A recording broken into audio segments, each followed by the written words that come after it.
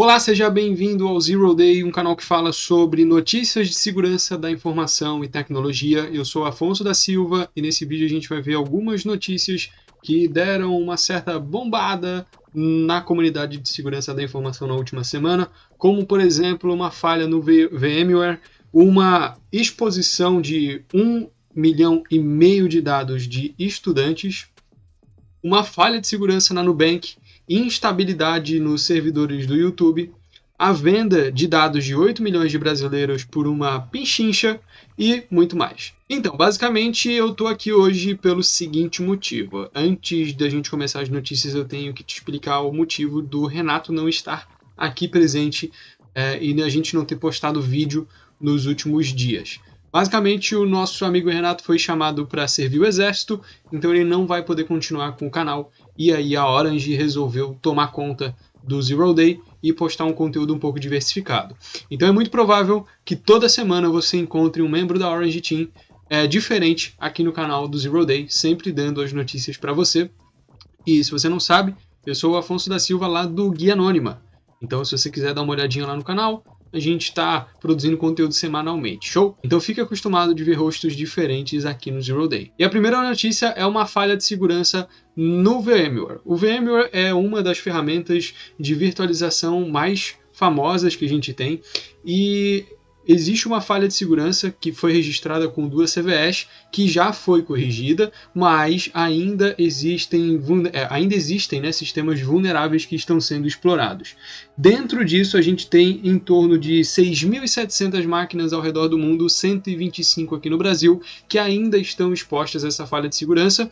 E essa falha de segurança é extremamente grave, porque ela é uma RCE, que faz com que o servidor fique aberto a receber códigos de execução remota à distância. Então, basicamente, você pode controlar o servidor-alvo por meio dessa vulnerabilidade, que em 100% dos casos deixa essa abertura para que o invasor consiga ownar o seu server sem dificuldade alguma.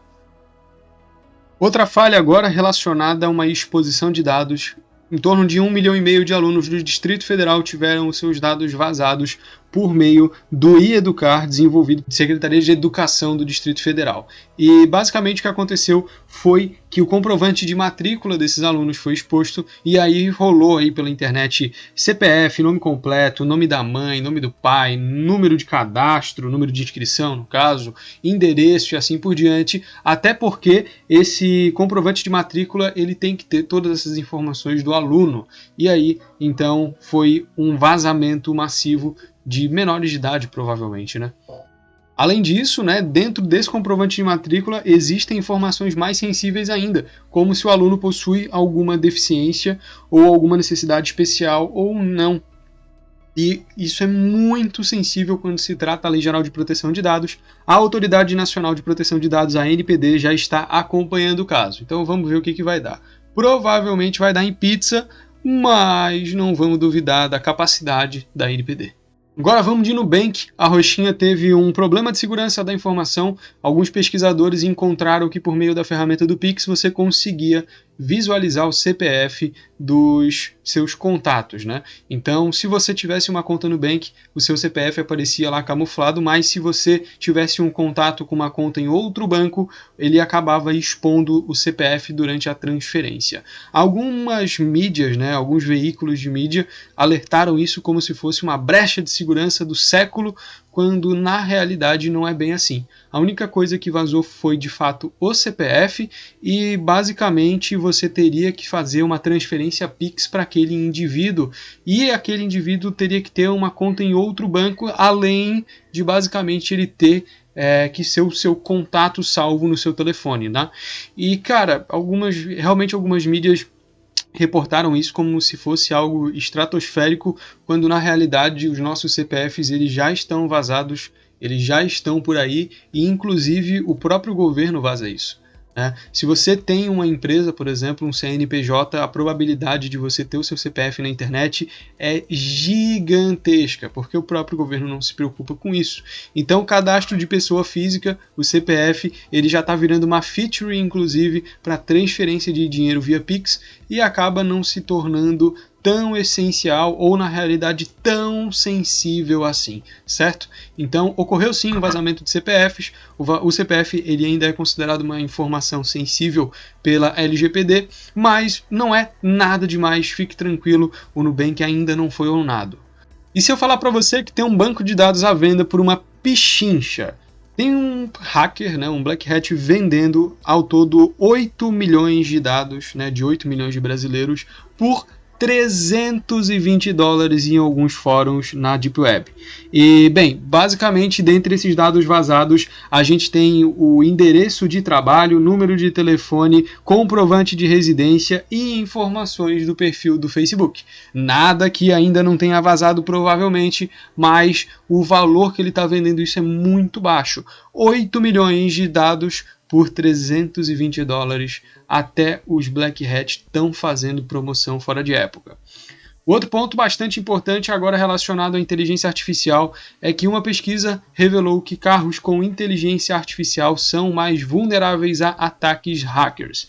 E isso foi uma pesquisa que falou, não sou eu que estou falando, está na tela para você ter a prova disso. Então, basicamente, um relatório divulgado pela Agência Europeia para a cibersegurança, afirmou que os veículos com inteligência artificial, os veículos inteligentes e baseados na inteligência artificial, são mais vulneráveis, são mais fáceis de serem hackeados. Isso na realidade não é nenhuma novidade absurda, porque quanto mais feature, mais portas de entrada você tem. Então é óbvio que uma carroça não pode ser hackeada, e um carro com inteligência artificial pode, até porque ele está conectado e tudo mais. Você não consegue hackear uma pedra, mas consegue hackear um telefone por causa das funções que ele tem. Então isso na realidade é algo bem óbvio se você parar a analisar friamente, mas é uma notícia que um veículo deu. E em falar nisso, todas as referências que a gente buscou essas notícias estão no comentário fixado. E a última notícia foi que na quinta-feira, nessa última quinta-feira, o YouTube teve muitos problemas e teve travamento pra caramba, principalmente no dashboard do criador, onde você que publica vídeos no YouTube tem todo o seu controle de conteúdo. Tava muito lento, você abria a home do seu canal e não carregava, estava horrível, o serviço do Google estava totalmente travado e isso ocorreu aí por horas. Tá? Então, pelo menos eu acompanhei isso durante umas 3 horas tranquilamente com o dashboard de criador bugado pra caramba e as coisas não estavam carregando muito bem. E é isso, então, parabéns a Google pelo excelente trabalho que, além de pegar grande fatia da monetização dos nossos vídeos, não consegue oferecer uma plataforma totalmente estável para os seus criadores. Ótimo! Então, basicamente é isso. Essa foi mais uma edição do Zero Day. Se a gente tiver alguma notícia bombástica, a gente para no meio da semana e traz essa notícia para você. Se a gente não vê nenhuma notícia que seja totalmente irrelevante, a gente fica para o resumo semanal no sábado. Fique tranquilo que a gente volta a postar todo sábado. Fica de boa, respira fundo. Todo sábado tem o resuminho de segurança da informação aqui no Zero Day. E se o Renato voltar, ele volta a assumir o canal. Se não, a gente fica com o nosso rodízio de criadores de conteúdo da Orange Team, beleza? E não se esqueça de dar uma olhada nos nossos outros vídeos para você saber das últimas notícias e também dar uma olhada na descrição, porque nela temos todos os outros nossos canais, beleza? Então é isso, muito obrigado e a gente se vê lá no Guia Anônima.